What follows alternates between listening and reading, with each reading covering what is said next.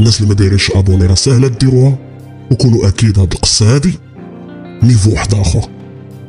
يلا سير شي بلاصه مزيانه، دير كيشمان مزيانين، تكلم مع روحك ويلا بينا.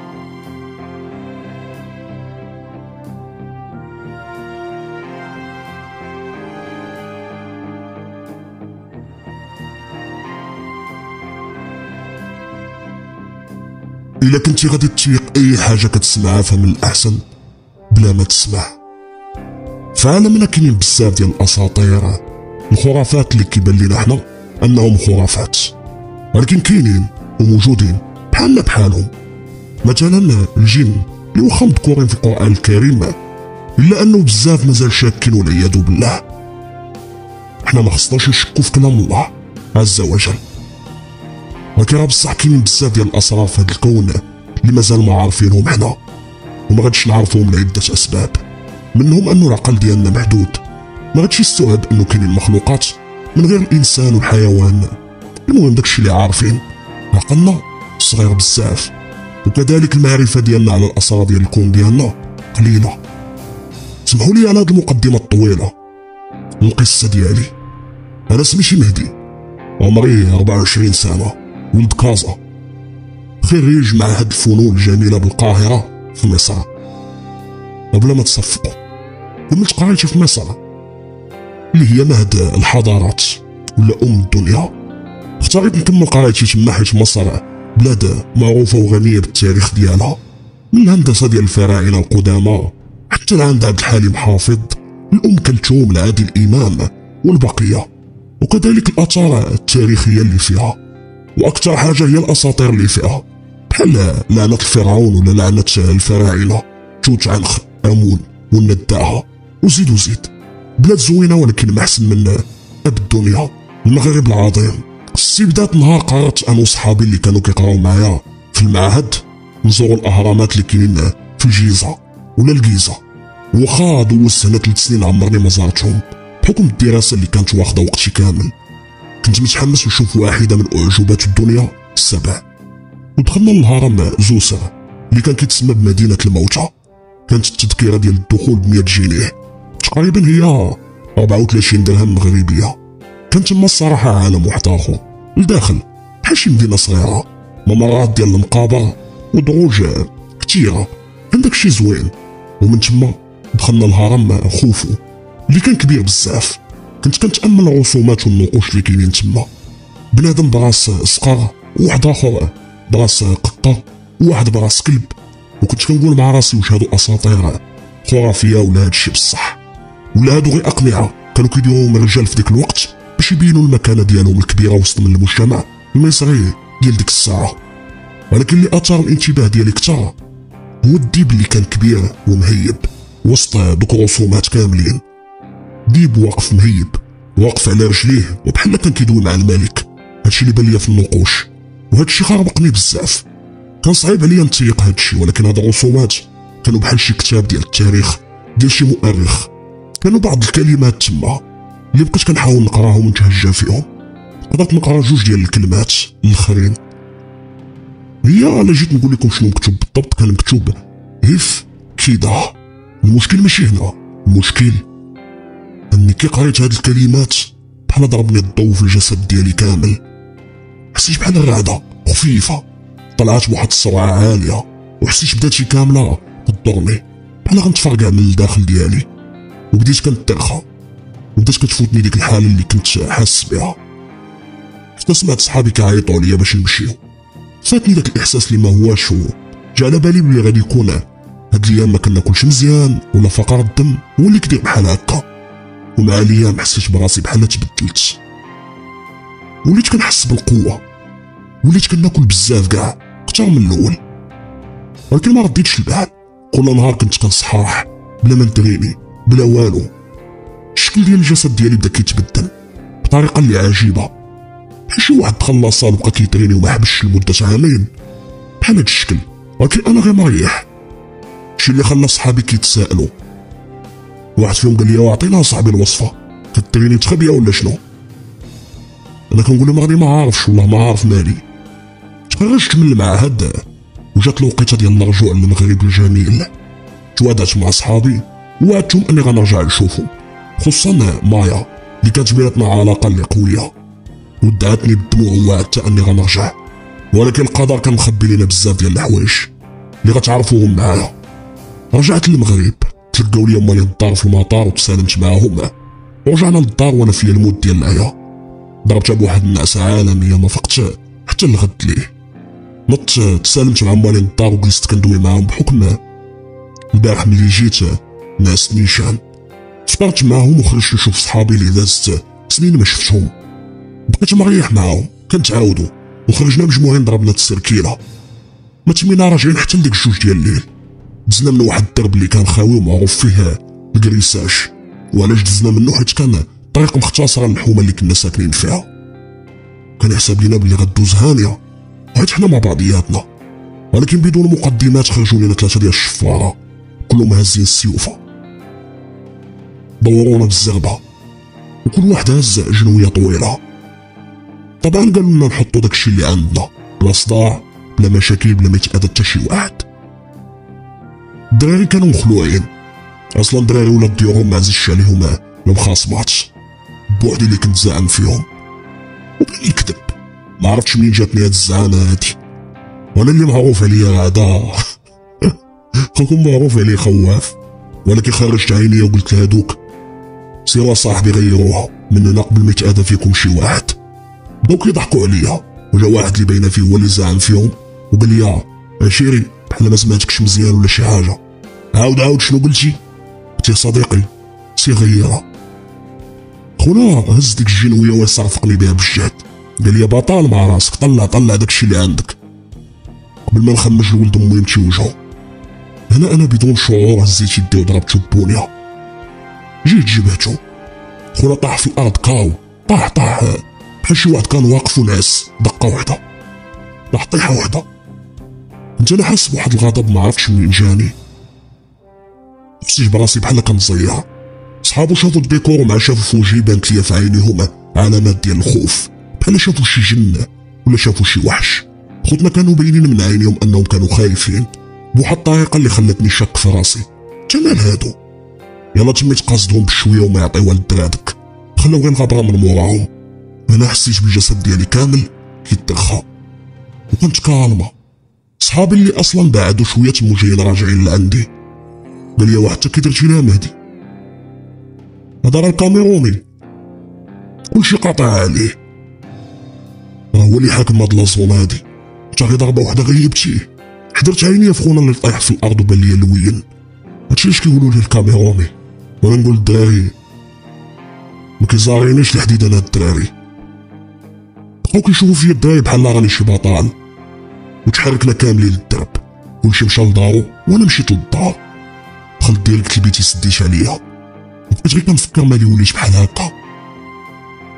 طبعا دماغي ربط ما بين هادشي اللي واقع وبين اول نهار دخلت فيه لداك الهرم، حيت من داك النهار وانا مبدله فيا شي حاجه. ما بقيتش مهدي الدرويش اللي كيسمح في حقه ولا مهدي الخواف. على العموم نعست وانا غارق في الافكار ديالي اللي ما كتكملش. وفقت الصباح وقت على الصونيت ديال التليفون، جاوبت ولقيتها مايا.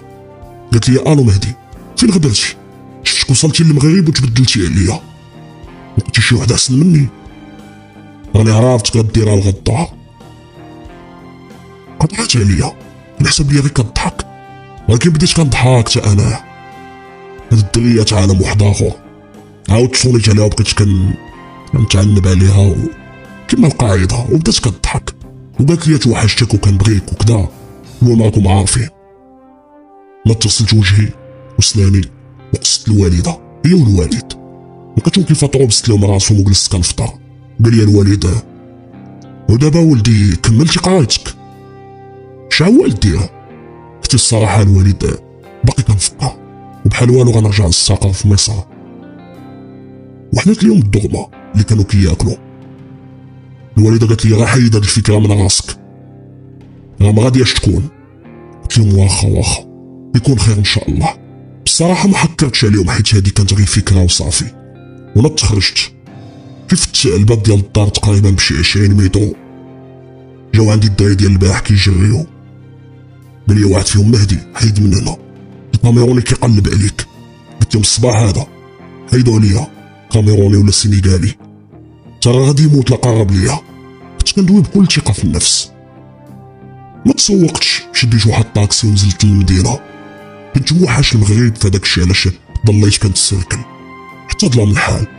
فاش كنت راجع دزت من نفس الكوان اللي كيكون فيه خونا الكاميروني، ونفس السيناريو خرج ليا هو والكلاب ديالو. قال لي حصلتي يا ولد الكلبه، انا معسب ليا امي، تعصبت وديت الثاني كان تزير وكيطلع معايا الصعد. جاو جوج قاصديني خلطتهم بجوج، ما عرفتش كيفاش ولا السرعه باش تحركت، طاحوا طيحه واحده.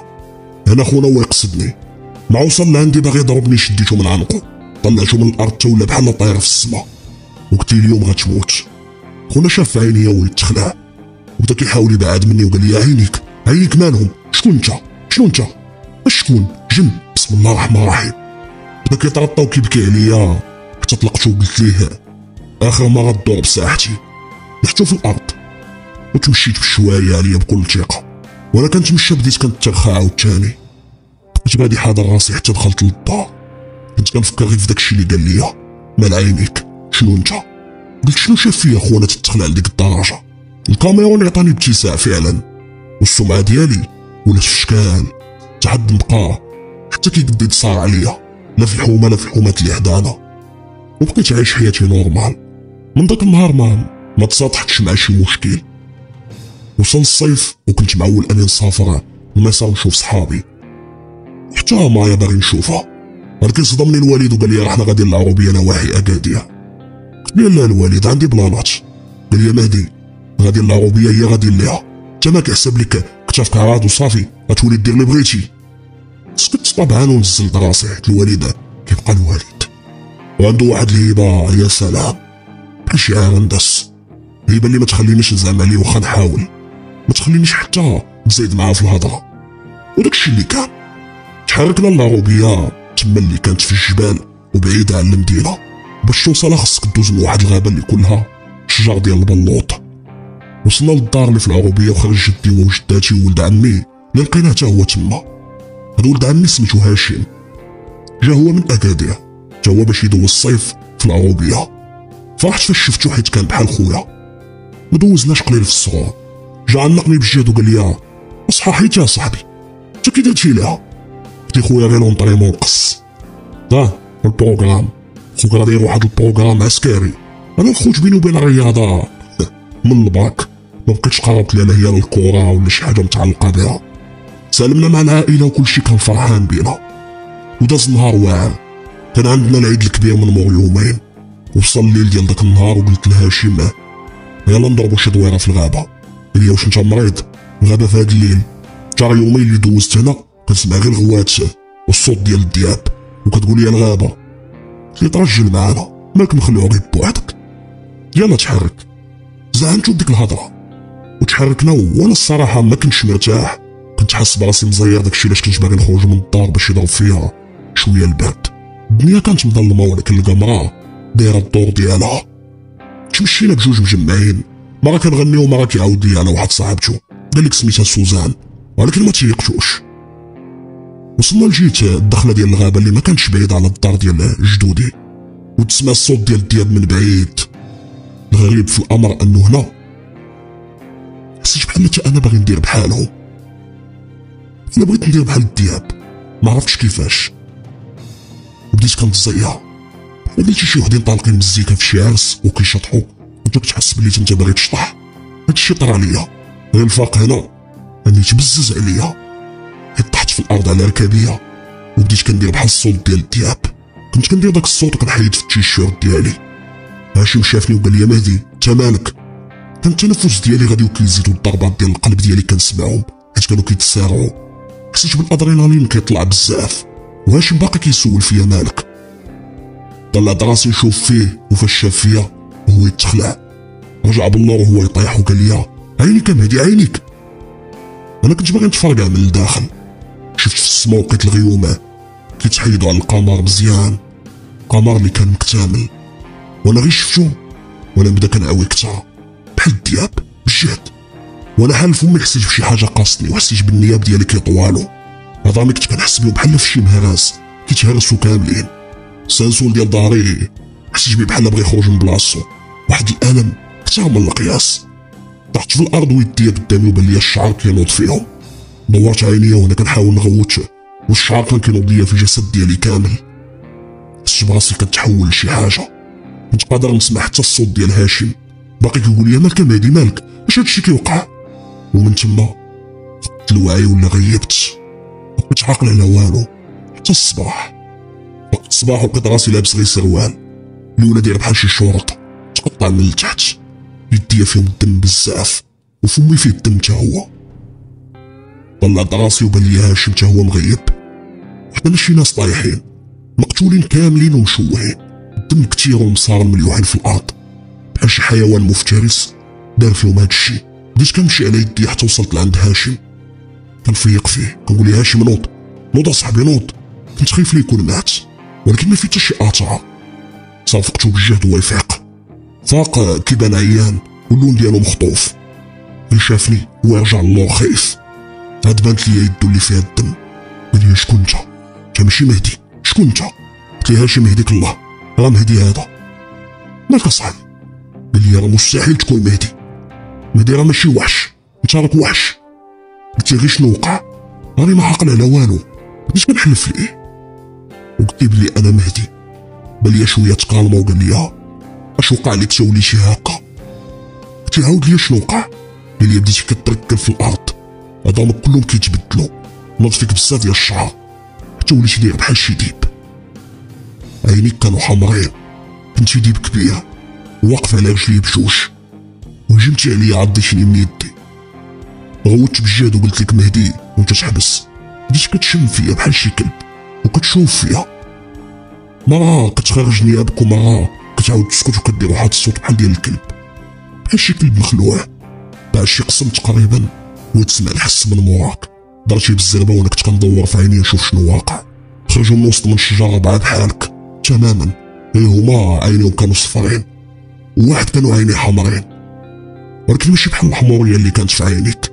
هجموا عليا انا ماشي انت، كانوا بغاو ياكلوني ولكن انت دافعتي عليا وبديتي مضارب معاهم ومقاتل معاهم حتى طيحتيهم كاملين.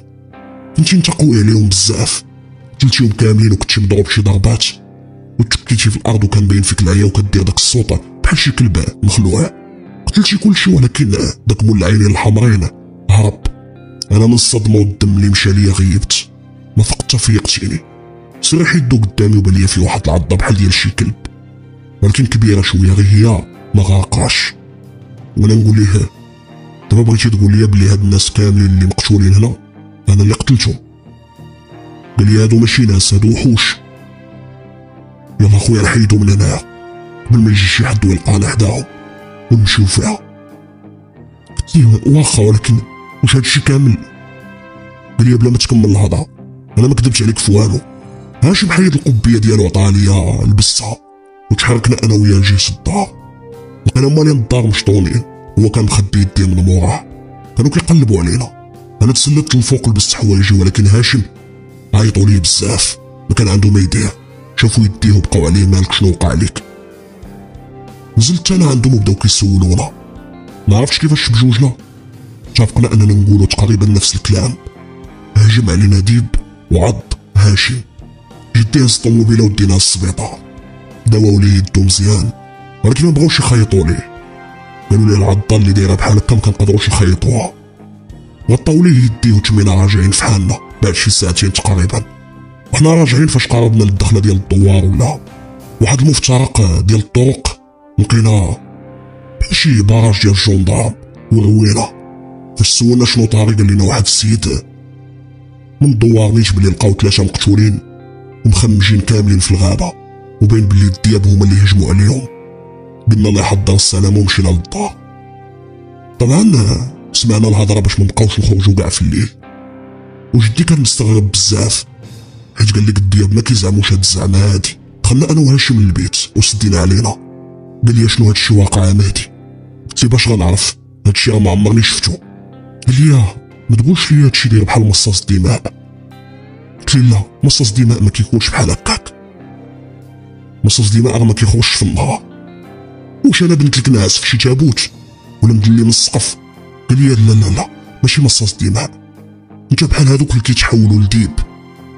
هاد البارح كان القمر مكتمل ودرتي بحال الصوت ديال الدياب، حتى الشكل اللي تحولتي ليه كان بحال ديال شي ديب كبير. عملاق. هنا قلنا بصوت واحد وير وولفز ولا المستذئبين.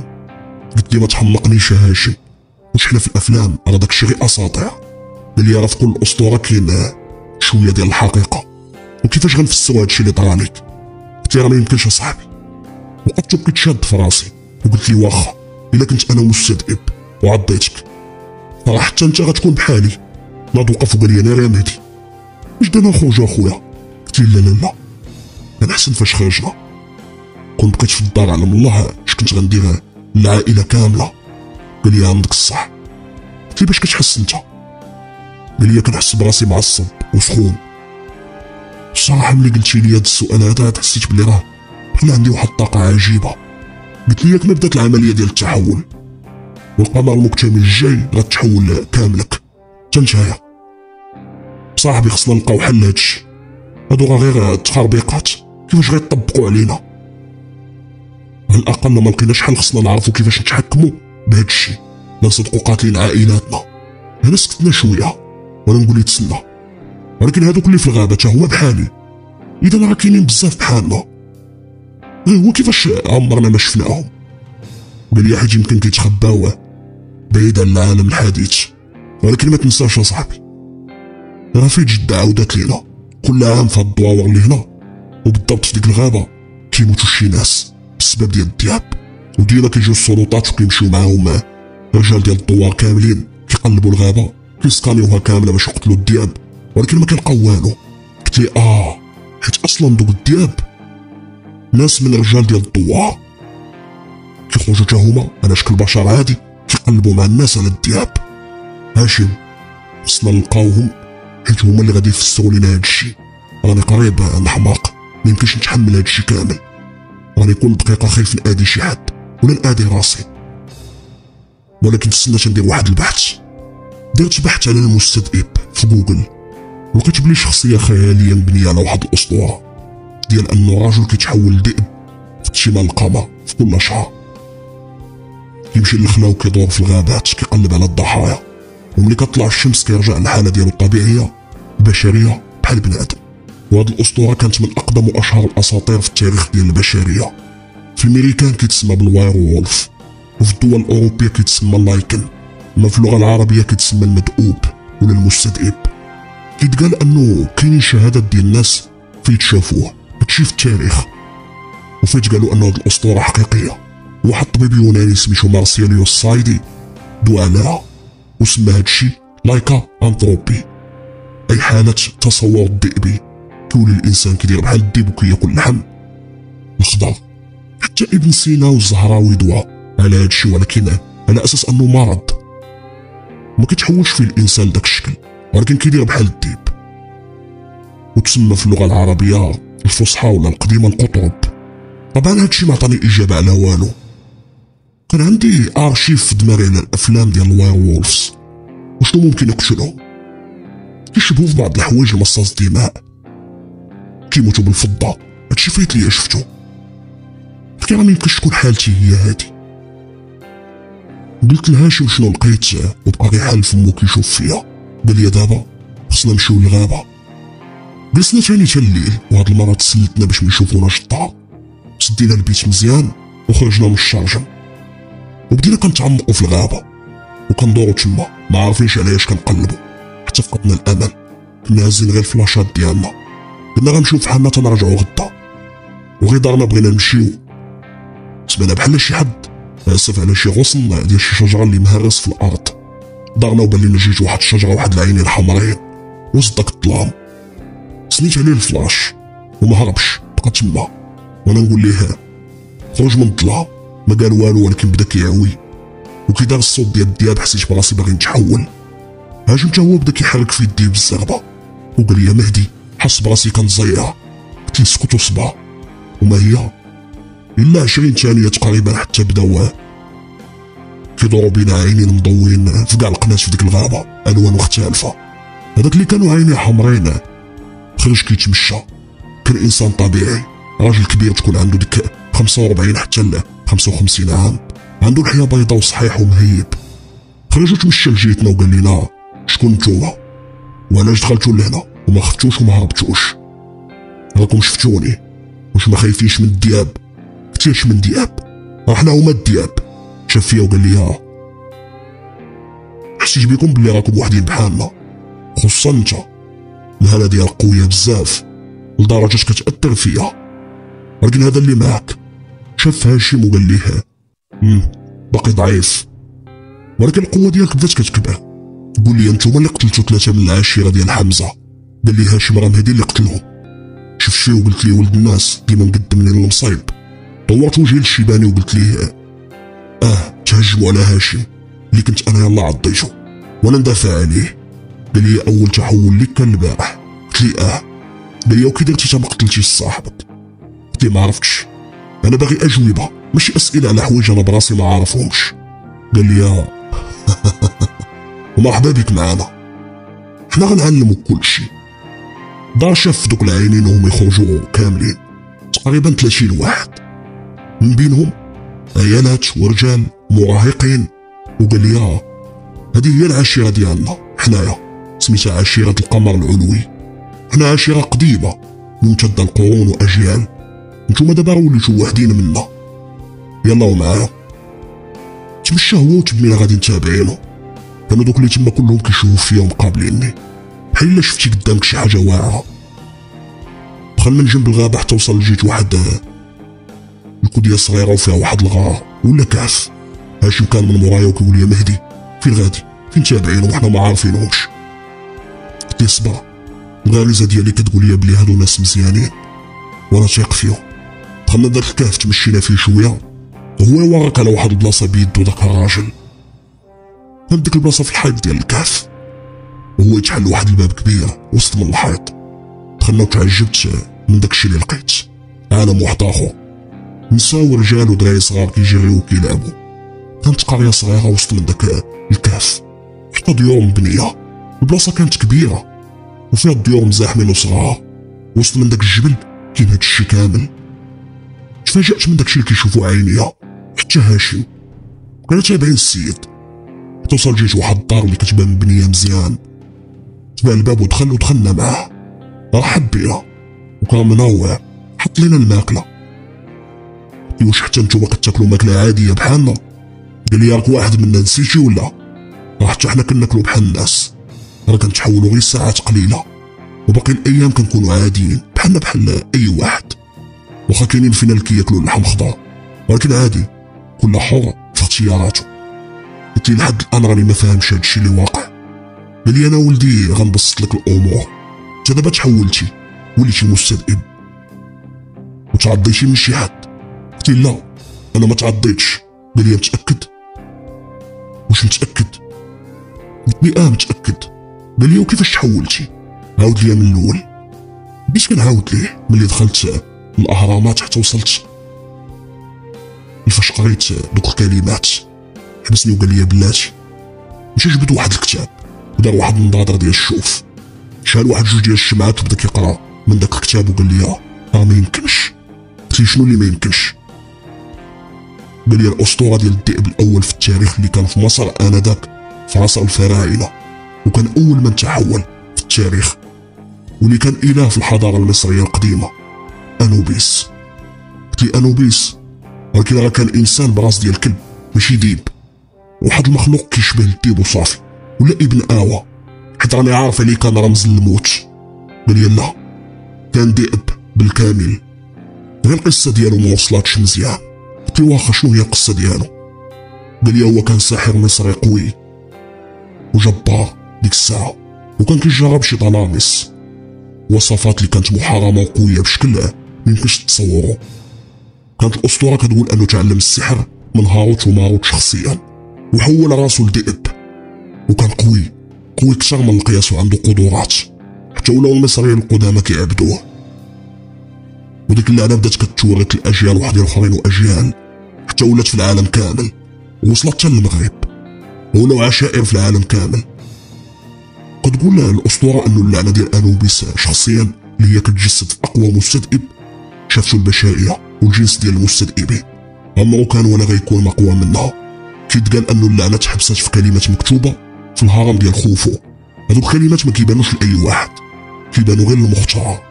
مشاو الالاف ديال المستذئبين لهرم خوفو بحثا على القوه ديال اللعنه اللي كتعطي الملك على جميع المستذئبين في العالم للشخص اللي غادي يقرا دوك الكلمات. ولكن حتى حد ما لقاهم، حتى حد ما كان عارف بلي غادي يلقاها انسي عادي، ماشي مستذئب، ماشي واحد من الجنس ديالنا. انت دابا ولدي حاليا راك اقوى مخلوق على وجه الارض، ولكن هادشي ما كيعنيش انه ما عندكش اعداء، خصوصا فاش غيعرفوا انه اللعنه مشات لواحد انسي. ما غاديش يدوزوها بجغيمه ديال الماء، كلشي غيبغي القوه ديالك، حيت اي واحد غادي يقتلك راك تمشي ليه القوه ديالك. والمشكل الاكبر هو انه اللعنه غادي تملكك الا ما كنتيش قدها، وغادي تعضك بحال انوبيس اللي ولات متملكه اللعنه ولا كيقتل اي واحد لقاه في الطريق، حتى تجمعوا اقوى السحره ديال مصر وتمكنوا من القتل ديالو. ولكن قبل ما يموت حبس اللعنه ديالو في هرم خوفو وقرا عليها طلاسم باش ما يشوفها حتى شي واحد الا المختار. حتى حد ما كان عارف كيفاش غادي يكون هذا المختار. يعني يا ولدي خاص تعرف بلي عندك اعداء من جميع الاصناف، اعداء من البشر ممكن يكونوا سحره، واعداء من المستذئبين. السحره غادي يبغيو اللعنه يدرسوها ويخرجوا منها القوه ديالها. كنصحك انك تبقى معانا هنايا حتى تكمل التدريب ديالك انت وصاحبك. انا نقز هاشم وقال ليه انت من الصباح صاحبك بحال ما عندي السميه. انا قال لك سميتي هاشم، قال لي الشيباني انت راه حاليا بحال ولدو، نزيد نشرح لك بحال البيطه ديالو، بحال قلتي فرد من العشيره ديالو، وهو الالفا ديالك، القائد ديالك، وغادي تطيع الاوامر ديالو بزز منك واخا ما تبغيش. ولكن الغريزه ديال الذئب في الداخل ديالك غادي تطيع الالفا ديالها. وانت ولدي هاشم تقريبا غتكون واحد من اقوى الذئاب حاليا في العالم، حيت اقوى ذئب هو اللي عضك. اما انت مهدي تخيل معايا الا كان البيطه ديالك قوي من جميع الذئاب في العالم كي غادي تكون القوه ديالك. ولكن ما تغترش براسك، تواضع باش تبقى الفوق وما تطيحش. انا الخوت هاد المده كامله وانا غير مصدوم وكنشوف راسي فين وليت، ولكن كنحس بالهضره ديال الشيباني كتوالسيني، كتحس بالحكمه من هضرته. داكشي علاش قلت ليه اي حاجه قلتيها انا معاك. قال لي غادي تبقى معنا هنا شهرين حتى تكمل التدريب ديالك انت وهاشم، وتتعلموا تحكموا في القوه ديالكم، حيت نتوما دابا خطر على ريوسكم وعائلاتكم والمجتمع، وممكن تشوهونا وتفرشوا السريه ديالنا. وهذا الشيء حنا خبيناه من سنين وقرون. وقعوا بعض الفرشات تاريخيا في رومانيا وفي ايسلندا، ولكن في المغرب لا، وبغينا نبقاو مخبين. قلت لي واخا غادي نرجع مع موالين الدار، غنقول لهم بلي غنسافروا لمصر انا وهاشم واحد الشهرين على الاقل، وديك الساعه غنجي لعندك. قال لي خذ راحتك، حسب راسك في داركم هنايا. شكرناه انا وهاشم ومشى معانا حتى خرجنا ورجعنا للدار ديال جدي.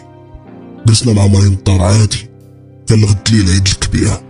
انا وهاشم كنا كنناقشوا داكشي اللي طرا كامل، وكيفاش غنعيشوا حياتنا عادي من مور ما سمعنا هادشي كامل اللي كنا حنا كنحسبوا غير خرافات.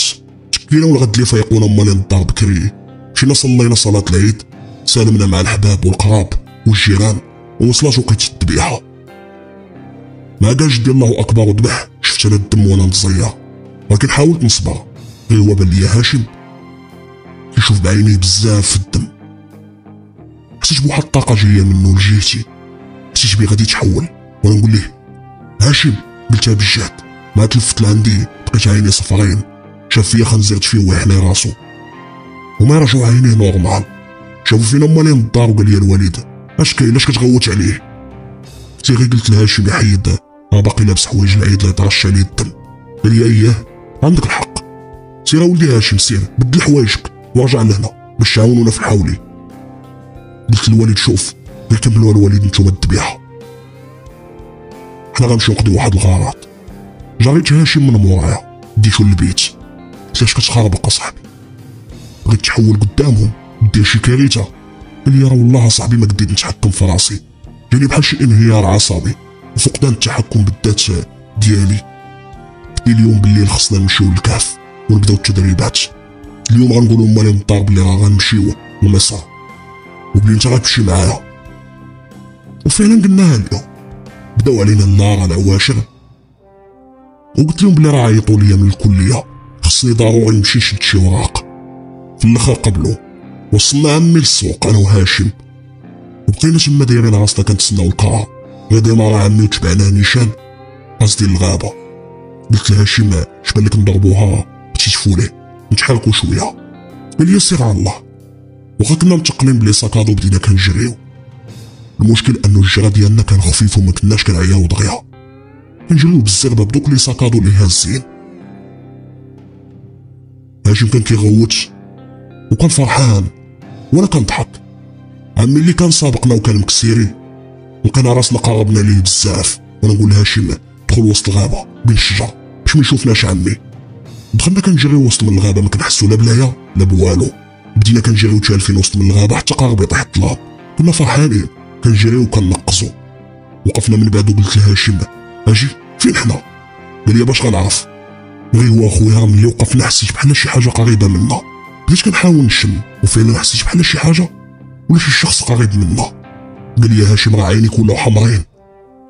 قلت لي عارف شي حد معنا هنايا. قال لي راه حسيت بيتي انا وما يبان واحد العينين برتقاليين كتار كيبريو وسط من الشجره. شفت شي وانا ندير واحد الصوت بحال ديال الديب ونيابي بزاف هاد المره خرجوا. ما عرفتش كيفاش خرجتهم واش هذا ريفليكس كدفاع على النفس فاش حسيت بالخطر ولا كيفاش، ولكن نيابي خرجوا وطفاري حتى هما ودرت وضعيه الهجوم بالزربه. هاشم تا هو ولا بحالي وكان معصب كتار مني. دورت عينيا دوك العينين البرتقاليين ما بقاوش كيبانو كاع اختفاو من حدانا. ونقول لي هاشم تكالما غير تكالما هو يبرد. قال لي كيفاش غنعرفوا الطريق دابا وشكون هادو اللي كانوا دايرين بينا؟ قلت ما عرفتش. جرب دير داك الصوت ديال الدياب يقدر شي باني لقانا. قال لي نجربو بجوج. بدا هو الاول ودار بحال شي مشاقه GTA. طحت كنتركل في الارض بالضحك. ويقول لي باش غنعرف انا صاحبي واش بنت لك تحولت السنين هادي راه يلاه البارح. قلت بلاتي نجرب انا. وقفت وشفت في السماء جبعت السفن ولا العوي. حتى الصوت اللي كان مجهد بلا قياس. الطيور اللي كانوا ناسين فوق من الشجر طاروا. ما هي الا دقائق حتى بانوا عشرات العينين الملونين والمضوين وسط من الشجره. ويخرج لعندي الشيباني قال لي واش انت مريض بغيت تجمع عليك كاع المستذئبين ديال المغرب؟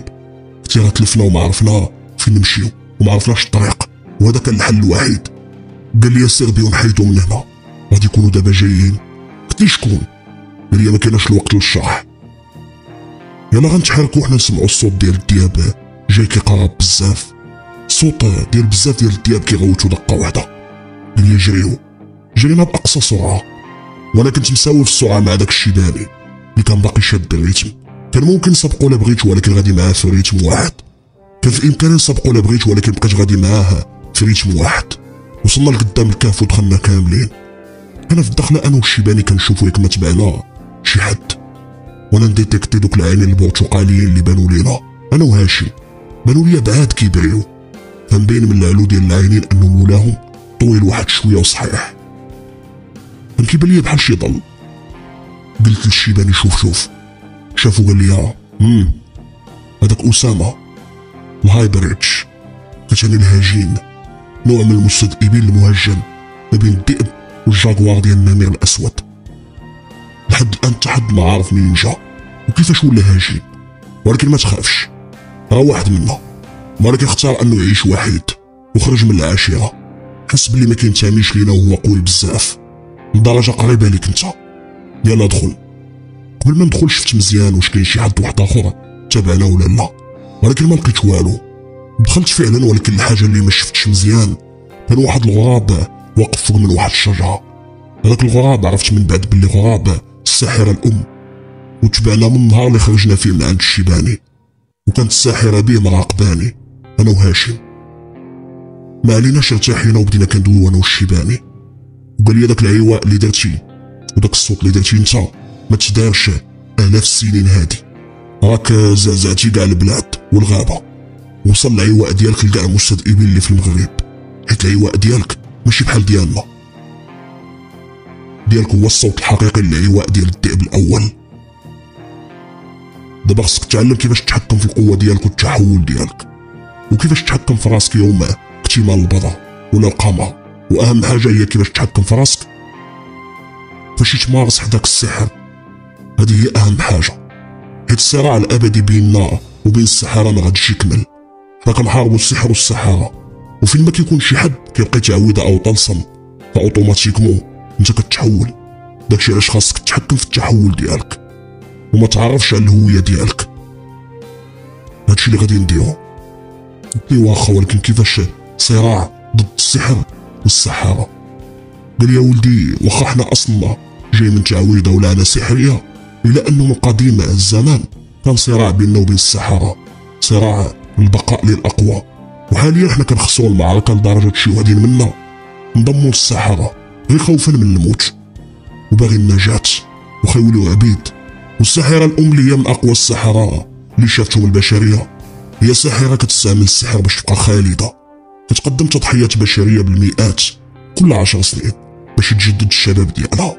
وهي في حرب معانا ملي حاولوا جدودنا يديروا اباده جماعيه العشيره ديالها في القرن 12 اللي كانوا كلهم ساحرات، حرقناهم حيين وقتلنا تقريبا في ديك الفتره ما يقارب 500,000 ساحر وساحره.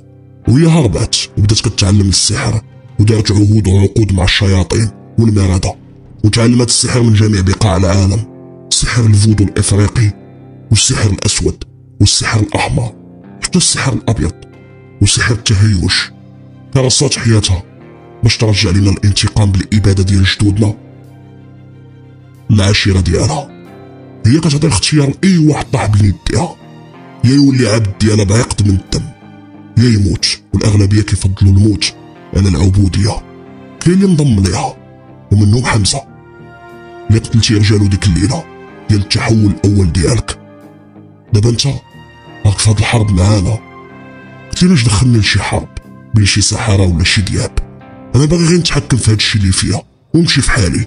ضحك وقال لي انت راه فيها بزاز منك سواء بغيتي ولا لا، وماشي انا اللي غنبزز عليك هادشي، انما السحاره غيجيو لك انت من مور داك الصوت اللي درتي وداك العواء. راه هي حسات بك، انت ما شفتيش ولكن انا شفت. راه صيفطات اللي راقبك، وراه راقبنا حتى فاش دخلنا لهنايا. هي دابا شافتك وانا عرفت شافتك وعرفت شنو صيفطات. قلت لي شنو صيفطات؟ قال لي الغراب الاعور عنده عين وحده، العين الاخرى كاينه عند الساحره. اي حاجه شافها الغراب كتشوفها هي، راها عارفاك وشايفاك في وجهك كي داير. انت ولدي مهدي في هاد الحرب سواء بغيتي ولا لا. ودابا سير كولوا ونعسوا وارتاحوا، غدا مع الربعه غادي تفيقوا باش تبداو التدريبات ديالكم. ما زدتش مع الهضره، وفعلا مشينا كلينا مزيان حتى شبعنا، ومشينا طحنا نعسنا. غدت لي مع 4 ديال الصباح ناض الشيباني كب عليا الماء البارد، وانا مع الخلعه فقت وخرجوا نيابي عاوتاني. نط ليه هو يقول لي ما كتحكمش في الغضب ديالك والتحول ديالك، وهذه اول حاجه غادي نبداو بها. نوضوا يلا. فاق هاشم حتى هو مقلوب كيقول واش كاين شي فطور؟ قال لي الشيباني زيد تحرك قدامي الفطور حتى من بعد. خرجنا لوسط الكهف اللي كانوا فيه 2 ديال الرجال عمالقه صحاح. قال لنا الشيباني هادو غادي نربطوكم ويبداو يضربوا فيكم. قلت لي كيفاش؟ قال لي غير دير داكشي اللي قلت لك. قلت لي امنا بالله. فعلا خوتنا ربطونا مزيان وبداو كيملخو فينا. تعصبت انا حيت كليت العصا بزاف. خرجت نيابي وضفاري وجاب الله كانوا رابطيني حيت كنت غنقتل اي واحد كان في الكهف. من مور ديك العصا كامله جاب لينا الشيباني 2 ديال البرامل عامرين بالماء اللي كان مقلاصي مكلش. حلوا لنا القنانب ودخلونا وسط من داك الماء. سولتو لاش وقال لي باش يبردوا الاعصاب ديالكم والدم ديالكم يبرد، ومنها تعالجوا حيت الماء البارد كيرخي العضلات وكيدير المعالجه. بقينا في دوك البرامل لمده ساعه حتى ولينا كنترعادو. من موراها خرجونا وكلينا وقال لنا عشيه غنعاودوا نفس العمليه. بقينا 7 ايام على نفس الحال، كناكلوا العصا وكنتحولوا لا اراديا. كنت في ديك 7 ايام مره كنخرج نعيط في التليفون للدار وندوز لهم هاشم ونقول لهم بلي حنا بخير ما عليناش. يومين الاخرى السادس والسابع وليت كناكل العصا وما كنتحولش. لا انا لا هاشم.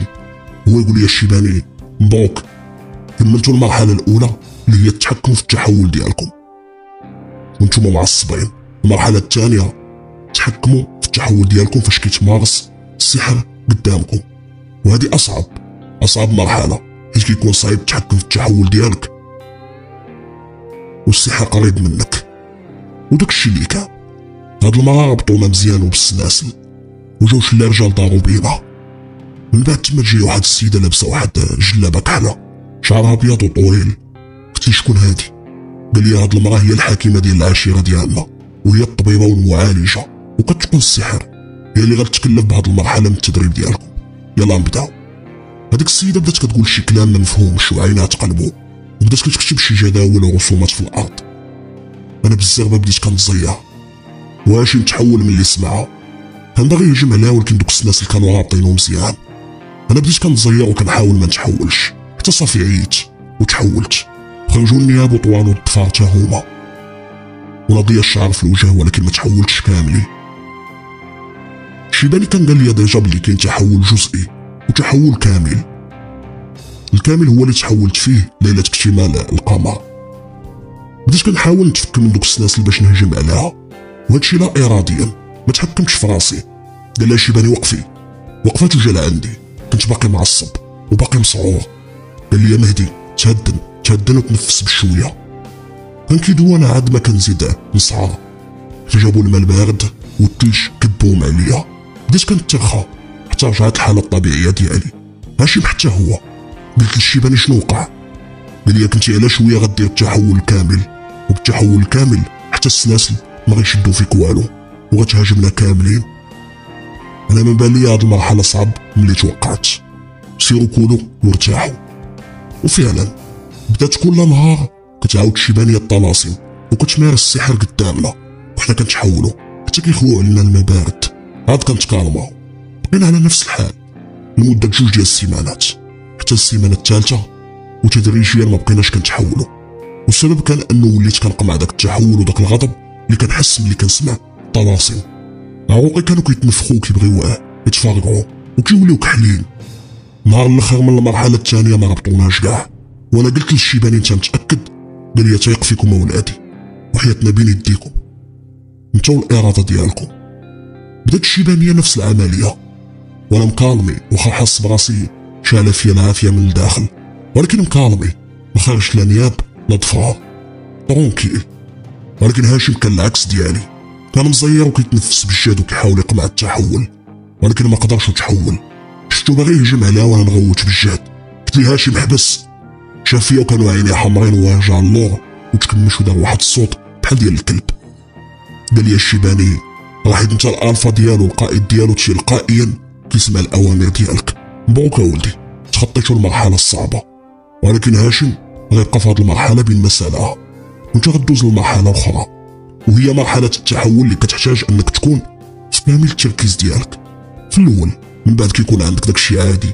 خاص تصالح مع ذاتك وتقبل انك وليتي ديب. خاص تقبل الذئب اللي فيك لداخل باش هو يقبلك. خاص تعاشر معاه حيت راك انت وياه واحد. نعت لي لجيت واحد البيت وقال لي شفتي داك البيت سير دخل ليه. كان بيت معزول في واحد القنت في داك الكاف بعيد على كاع الضيوف. وقال لي داك البيت غتبقى فيه مده بوحدك راه مجهز ومعزول وغادي تتامل وتخيل راسك ديب حتى توصل لمرحله الكمال. المرحله الاولى هي انك تحيد القفل على الحواس ديالك حيت واخا هكاك الحواس ديالك باقيين ديال البشر ماشي بحال ديالنا. واول حاسه غتحل هي حاسه السمع واخر حاجه غدير هي غتدوي مع العقل الباطني ديالك. تما فين غتكون وليتي متحكم في التحول ديالك حيت العقل الباطني هو الذئب اللي فيك. قلت له كي غندير لها؟ قال لي داك البيت واخا تنوض حرب هنا ما غيوصلكش صداعها. ارتاح تما صالح مع ذاتك تكالما دير اليوغا كاع. الديب اللي في الداخل ديالك خاصك انت وياه تجمعو. غتبقى تما لا ماكله لا شراب حتى تولي تتحكم في التحول ديالك. وداكشي اللي درت مشيت لداك البيت وسد عليا هو. جلست مربع رجليا ومغمض عينيا وكان واحد السقيل اللي كبير بحال بوحدي اللي كاين في الدنيا. بعد تقريبا 15 دقيقه دخلت في واحد الحاله ديال التركيز كبيره وبقيت فيها لمده ساعات. مبقيتش كنحس بالجسد ديالي ولا برجليا ولا يديا، حتى بديت كنسمع الدقات ديال قلبي والدم كيتسارى في عروقي. سمعت العنكبوت اللي في القنت ديال البيت كيصايب ديك الشبكه ديالو بالخيوط، وبديت تاني مركز بالجهد. ومن بعد ساعات وليت كنشم روايح بعيده عليا، شميت ريحه ديال الدم باغا البيت، وشميت ريحه الطياب وريحه ديال الورد، وبديت كنعاود نفس العمليه حتى دازت 24 ساعه. عاد حليت حاسه البصر الخارقه، حليت عينيا بالجهد اللي ولاو حمرين تاني وضواو البيت. وليت كنشوف وسط من الظلام، شفت جيت داك العنكبوت اللي كان صغير وبان ليا شاد دبانه كياكل فيها. دزت المرحله الاخيره اللي هي نحاول ندوي مع العقل الباطني ديالي. بقيت ما يقارب 48 ساعه كنحاول انني نحل العقل الباطني ديالي، حتى اخيرا سمعت صوت في الداخل ديالي كيقول شكون انا؟ قلت لي انت هو انا. قال لي كيفاش انت هو انا؟ قلت لي انت هو العقل الباطني ديالي، انت هو القوه ديالي، انا وياك واحد وغنبقاو ديما واحد. قال لي وكيفاش دويتي معايا؟ قلت لي 72 ساعه ديال التامل والتركيز العالي لدرجه الانفصال على الواقع. باش ندوي مجازيا راه خرجت من الجسد الاثيري ديالي باش نحرك وتدوي معايا، حيت انا بلا بيك والو وانت كذلك، داكشي علاش خاصنا نكونوا واحد. قال لي كما ديجا قلتي حنا اصل واحد وغنبقاو واحد، حتى خاص يكون التحكم في التحول ديالي باش يسهل عليا الامر، وما نادي حتى شي واحد ما كيسهلش. قال لي انا معك. خرجت من حاله التركيز اللي فيها، وقفت وانا باغي نتحول، وبالفعل بالزربه تحولت. خرج ليا تاني الشعر في وجهي، وخرجوا ليا النياب والضفار وطواليت وصحاحيت، وما حسيتش بالالم بحال المره الاولى. شفت في يديا وشفت في راسي، عينيا كانوا مضوين البيت بالحمار. حليت الباب وخرجت لقيت الشيباني برا، شافني تحولت وبان ليا توتر شويه وخاف، ولكن دويت معاه. قلت لي انا هذا ماشي ديك. الصوت ديالي خرج غليط، راح وقال لي عرفتك غتكمل المهمه في 72 ساعه بالضبط، حيت انت حاله خاصه. سولته على هاشم وقال لي هاشم راه هو دخل للبيت العازل وقرب يخرج حتى هو، راه داير يذكي وسهل عليه يتعلم. سير تاكل وارتاح ونعس. داكشي اللي درت، كليت مزيان ونعست النهار كامل. فاش فقت لقيت هاشم تا هو سال المرحله الاخيره، واليوم كانت ليله اكتمال القمر. كنت الصراحه خايف لا نتحول تاني، ولكن الحمد لله قدرنا نسيطروا على التحول. كنا حاسين بطاقه هائله كتسري فينا، كنا بحال ضاربين شي منشط ولا شي حاجه. وكان اليوم هو اخر ليله لينا في التدريب. كان من المفروض نبقاو شهرين، ولكن حيت سالينا كلشي في شهر قدرنا نمشيو. توادعت انا والشيباني وخرجت انا وهاشم، طلعنا حتى لبلاصه المركوب ومشينا لكازا. شديت الطاكسي من وسط الكازا حتى للدار، دقيت لقيت موالين الدار كاينين. بدا الوالد والوالده كيغوتوا حيت المده الاخرى ما عيطتش ليهم، وكان تما حتى الوالدين ديال هاشم. المهم من بعد المعيور والعتاب اللي كبير عنقونا. راكم عارفين الوالدين كي دايرين. ارتاحينا انا وهاشم وخرجنا من بعد سارينا في المدينه. تمينا راجعين في الليل والوقت معطل، ودزنا من داك الخلاع عاوتاني، وخرج لينا الكاميروني ما شافني ويعلق وتبعو كلابو. قال لي هاشم انت مال هادو؟ قلت لي هادو اول وحدين شافوا الديب اللي فيا. ضحكنا ورجعنا للدار. تفكرت معايا وهزيت التليفون درتو في الشارج. شهر هادي هي ما عيطتش ليها، بقيتها مصونيه ليا بزاف. وحتى شي صحابي في مصر ما شبعتش فيا معيور الغدار ابن اللعيبه والسبان، ومرة كنبغيك مرة فينك. اخر ميساج فيه الله ياخذ فيك الحق. بقى فيا الحال وصونيت ليها، ما دازت لابيل وهي تجاوب بالسربه. ما خلاتني تنقول لها الو، بدات كتسب وتبكي وكتقول لي ضحكتي عليا وبدلتيني مبروك عليك باش سميتو ولدكم، وانا غير كنضحك. قلت لها كنت مريض وشهر هادي ما هزيت التليفون. قالت لي بتهزر معايا، شايفني انا حماره ولا خارجه عاريه في الشوارع؟ بديت كنحلف ليها ومصبر فيها وكنحذر فيها تتكالمات. وقالت لي توحشتك كنبغيك، فين كنتي؟ قلت لها كنت مريض والتليفون بقى في الدار حيت كنت في السبيطار في مدينه واحده اخرى، ما كنتش في كازا. المهم تهدنات وشدينا الهضره الليل كامل. صحابي تا هما كاملين دويت معاهم ودازوا ليا. كنت خارج واحد النهار كنتسركل وبانت ليا واحد البنت وقف حداها واحد الموطور سي 90، هبطوا منو جوج وجبدوا الجنويه عليها، بغاو يكريسيوها. مشيت قاصدهم بالسرب وصلت لعندهم، دفعتهم بجوج دقه وحده وجاريت خطنا من مورايا. قالت لي عتقني اخويا عافاك، بغاو يديو ليا صاكي. قال لي اخونا شنو بطل، باغي تلعبها صحيح ولا كيفاش؟ جا قاصدني وغي قصتو بيديا وهي تدفع اللور بالشهد وطاح. ناض وجهي هو وصاحبو قاصديني، بدلت اللون ديال عينيا وخرجت نيابي. كي شافوهم هما يوقفوا غوتو وطاو الجهه. رجعت داكشي طبيعي، دارت لعند ختنا وقلت لها صافي ما تخافي من والو، وهي باقا مصدومه ما عرفتش حتى كيفاش هربوا. حركتها بيديا وقلت لها فين مشيتي؟ فين ساكنه نوصلك؟ قالت لي وهي مصدومه كيفاش هربوا؟ قلت لها هذوك غير خوافه ما تخافيش، فين ساكنه انت؟ نعتت ليا فين ساكنه وصدقات ساكنه حدا الدرب ديالنا. شدت ليا في يديا وهي كترعد وبقينا غاديين. سولتها شنو سميتك وهي تقول لي سميتي سلمى، وانت؟ قلت لها مهدي. وصلتها حدا دارهم وودعتها، كنت كتشوف فيا. مشيت بعدت وسمعتها قالت ناري شحال زوينه الدري. ضربت شفت فيها وضحكت، كملت طريقي. كنت بعيد ولكن قدرت نسمعها. انا روتين عادي، هاشم رجع لاكادير وانا بقيت في كازا. قررت اني نمشي نشوف مايا والدراري. بغاو شمالين الدار ولكن قنعتهم تاني بالقرايه والجامعه. هاد الايام كاملين هذاك الغراب الاعور كيبان ليا مرة ولكن ما كنديرش فيه. زيد صاكي وقصت المطار ديريكت المصر. درت لمايا مفاجاه وبغات طير بالفرحه فاش شافتني. عنقاتني شحال مبغاتش تطلق مني. في الاخر ختمت عليا بواحد التصافيقه حيت غبرت عليها. بقيت غير كنضحك انا وعنقتها. تلاقيت بالدراري وتسالمنا وداز نهار زوين. بقيت تما 15 يوم كنسول ديما في مالين الدار حيت عرفتهم غيتشطنوا عليا. وديت مايا لاحسن بلاصه عندها في مدينتها. كانت واحد الغابه خارجه على المدينه. كانت الشتا كتصب ومايا كانت فرحانه وكتنقز وكتلعب في الشتا وانا كنصور فيها وكنضحك. كانت فرحانه بزاف وانا فرحانه حيت هي فرحانه. كانت بحال شي ملاك. انا كنت كنبغيها بزاف. عنقتها في واحد اللحظه والشتا كتصب علينا وقلت لها كنبغيك من هنا حتى القامه ومن مور القامه وما وراء الابديه. حنا كان اللي كانوا حمرين عمرو بالدموع مسحتهم بزاف جبهتها وعنقتها بالشهد. رجعتها من بعد لدارهم بزاف حنكه وعنقتها وقلت لها راه كنبغيك مايا. انا غدا راجع للمغرب والمره الجايه فاش غنجي باش نخطبك ان شاء الله. قالت لي ان شاء الله وعنقاتني. مشات ومشيت حتى انا وليل كامل وهي بين عينيا كتلعب وسط من ديك الشا. غدت لي فقت شديت الطائره للمغرب. وصلت ومشيت ديريكت لعند الدار تسالمت معاهم. قالت لي الوالده الحمد لله بعدا رجعتي. الوالد كان كيضحك. دوزنا نهار زوين وخرجت الوالده تهليت فيها.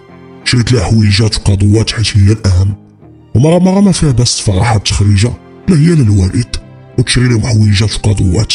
هادشي كاين لهم بزاف واخا انت بالنسبه لك حاجه عاديه ولكن هما كيحسوا بالفخر.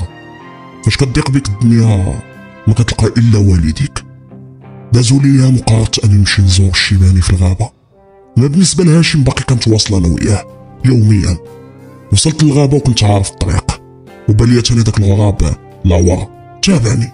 تمشيت شويه في الغابه ويخرج لي واحد خونا كان صحيح وقلده ولاو عيني حمرين وتانا خارج تضفاري ونيابي. قال لي انا بدلت اللون ديال عينيا باش تعرفني شكون انا ماشي باش نتقاتل معاك. قلت له شكون انت؟ قال لي انا حمزه وانت اللي قتلتي ليا رجالي ديك الليله في الغابه. قلت لي شنو بغيتي؟ قال لي الساحره الام باغا تدوي معاك. قلت لي ما باغيش انا ندوي معاها، تحيد من هنا قبل ما نصيفطك عند رجالك. قال لي بلا عنف ولكن بغيتك تعرف بلي الساحره مصيفطه دابا جوج من احسن المستذئبين عندها واقفين قدام داركم في كازا كيتسناو غير اشاره منها ياكلوا والديك كاملين بعظامهم وجلدهم. القرار كيرجع ليك انت. هنا تعصبت بغيت ندير التحول الكامل ولكن تفكرت التدريبات والهضره ديال الشيباني. تحكم في راسك في ساعه الغضب وداكشي اللي درت. خديت نفس عميق وقلت ليه زيد قدامي. قال لي لا لا هاك خذ هاد النضاضر لبسهم. شديتهم لبستهم وكانوا كحلين ما كيبينوا والو وبقينا غاديين. كان هو اللي كيقيديني وانا دخلت في حاله تركيز تامه باش نعرف الطريق مزيان. فاش وصلنا حيد ليا النضاضر وكنا قدام واحد الدار كبيره بزاف طايرين بها الرجال من الشوفه والهاله ديالهم عرفتهم مستذئبين. قلت لهم نتوما هما الكلاب ديال الحراسه ديال هاد السحاره. وهي تخرج لعندي كانت دايره واحد الزيف كحل مغطيه بيه وجهها بحال حسات بيا فاش جيت. كلهم تحضروا للارض الا انا. قالت لي عندك الحق في هاد الشيء اللي قلتي. هذا هادو راه دايرين عقد معايا بالدم ديالهم، واللي دار هاه ولا هاه غادي يموت. كانت كضحك واحد الضحكه صفراء. قلت لها انت هي السحاره اللي مصدعين لينا بها راسنا؟ قالت لي الساحره. استاذ مهدي، الساحره الام ماشي السحاره. حسب لك انا شوافه ولا كنقرا الكارطه؟ قلت لها بحالك بحالهم، شنو باغا دابا؟ قالت لي لسانك ماضي ولكن اللي نطولو نقصروه. انا بغيتك تكون شريكي وتكون الحليف ديالي، ماشي بحال هادو. ولا عندك خيار واحد اخر، سلم لي اللعنه وسير في حالك، عيش حياتك راك باقي صغيره. قلت له الخيار الثالث. ضحكات وقالت لي الموت. يا تموت انت يا يموت شي حد من حبابك، اختار. رجعت دخلت للدار. هذاك حمزه قال لي يلا نرجعك في حالك، وفعلا درت عاوتاني دوك النضاضه. رجعنا والمره الثانيه زدت عرفت الطريق مزيان. باش وصلنا للبلاصه اللي كنا فيها حيد لي النضاضه، وانا كنتسنى غير امتى يحيدهم باش نعرف الجهه اللي كاينه فيها الساحره. ما حيد لي النضاضه شفت من مورايا وعرفت لي الاتجاه اللي كنا جايين منه.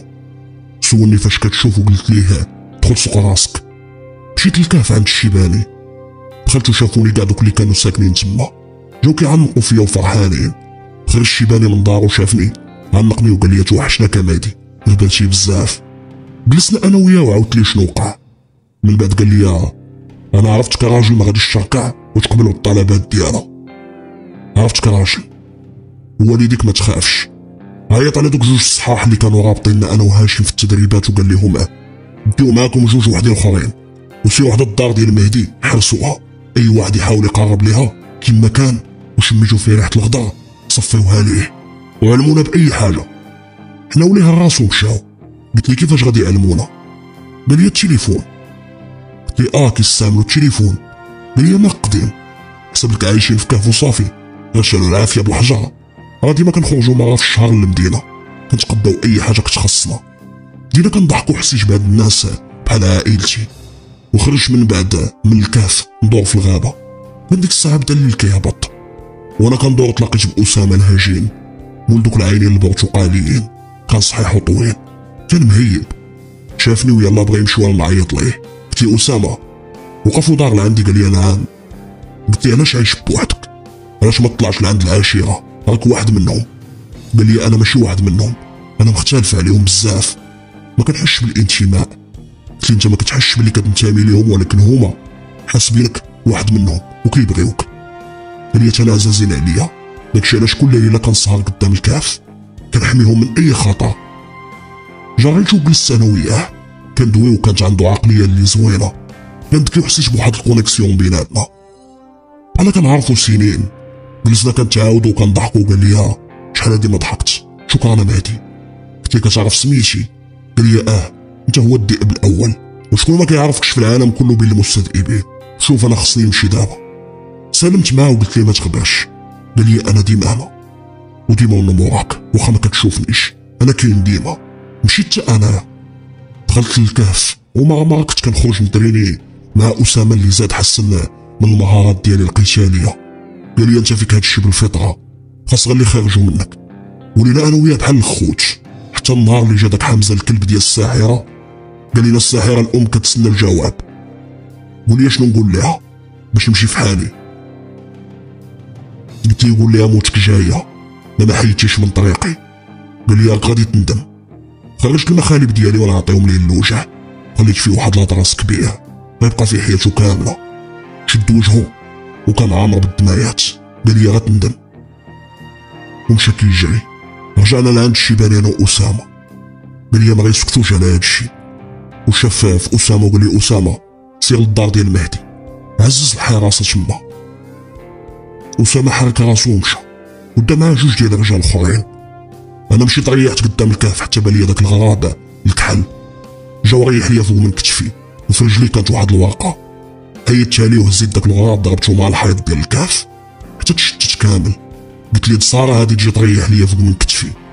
حليت ديك الورقه وكان مكتوب فيها اليوم غيموت واحد عزيز عليك. قلت مع راسي اسامه كاين مع ماني نطا، ما غتقدر دير والو. وبقيت جالس ناس قدام الكهف ديك الليله وفقت الصباح على الشمس. صونيت لاسامه وقال لي راه كلشي مزيان هنايا. قلت لي صافي نشوفوا شنو غدير هاد السحاره كاع. طلعت معاه وصوني التليفون وكان صاحبي زكريا اللي كاين في مصر. جاوبتو وسولني على حالي قال لي مهدي عظم الله اجرك. قلت لي زكريا اش واقع؟ وانا قلبي خرج من بلاصتو ويقول لي مايا راه في ذمة الله افترسوا هاد الذئاب في الغابه، خرجات من المدينه للمكان ديالكم المفضل وتما فيه افترسوها.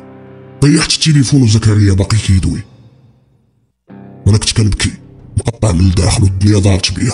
تفكرت مايا والضحكه ديالها، خدودها الحمرين وعينيها العسليين، هضرتها اللي كانت زوينه، ويخرج مني داك الصوت ديال الذئاب بالجهد حتى كاع الطيور ديال الغابه طاروا.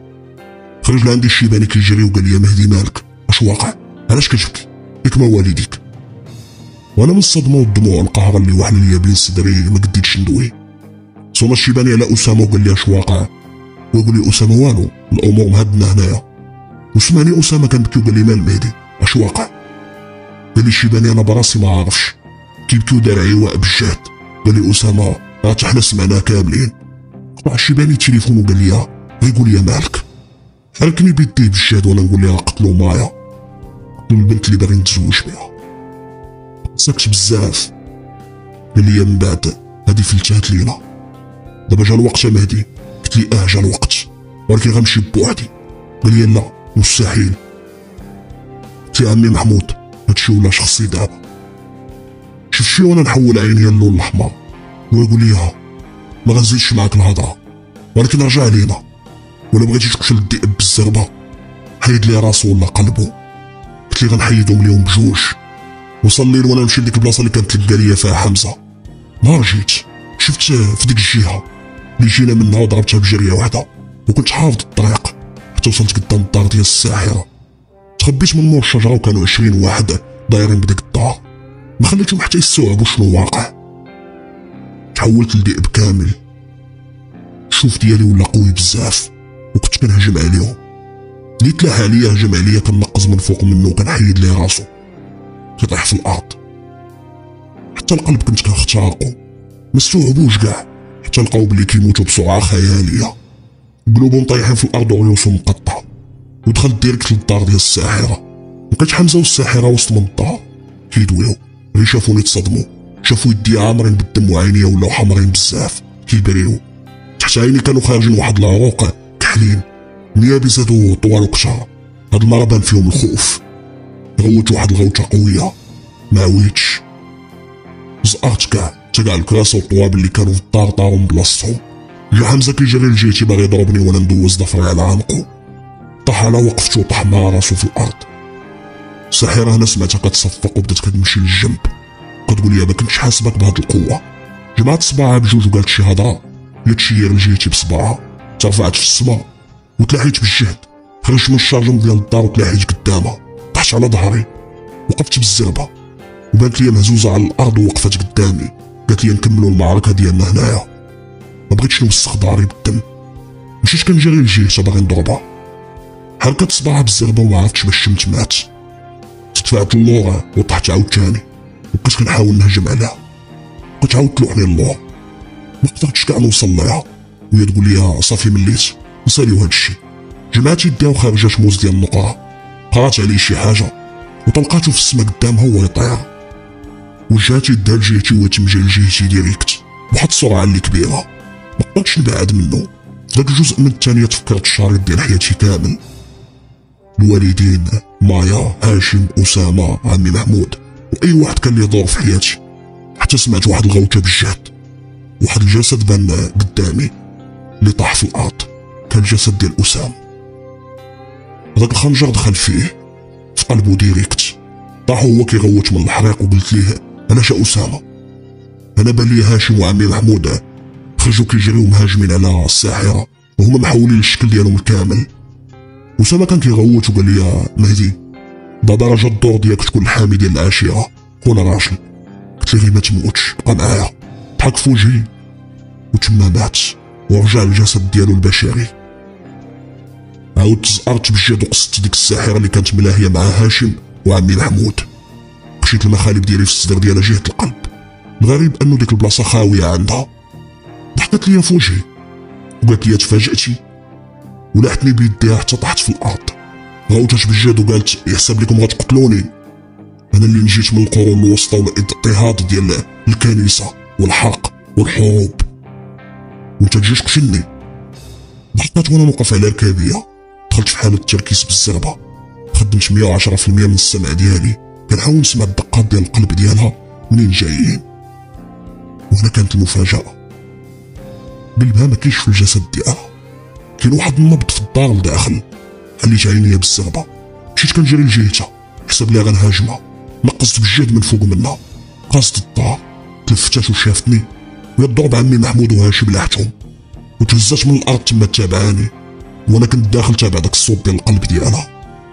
حتى لقيتو في واحد البيت في واحد الصندوق ديال الثلج، هزيتو وهي كانت من مورايا وقالت لي يا مهدي حبس ما دير والو، انا ننفذ لك اللي بغيتي، غير صبر نتفاهمو. بغيتي الفلوس الذهب الحياة انا نعطيك كلشي، القوة والخلود. ما كملتش هضرتها حتى عصرت قلبها بين يديا وقليتو وهي طيح، خرج دم من فمها وطاحت كتركل حتى مات. وبدات كتبان ليا كتكبر في العمر بالزربه، بياض شعرها وجهها ولا فيه بزاف ديال تقماش، عينيها كحالو وبدات كتكبر حتى ولات هيكل عظمي وتفرتات في الارض. انا خرجت لعند عمي محمود وهاشم، نوضتهم وسولت هاشم قلت ليه كي درتي ليها؟ قال لي بغيتي تموت بوحدك ولا كيفاش؟ عنقتو وحرقنا بثلاثه الدار ديال الساحره كامله، ومشينا هزينا اسامه دفناه احتراما ليه في الراس ديال داك الجبل. التضحيه ديالو كانت كبيره، ما جلستش معاهم بزاف حيت حالتي كانت صعيبه.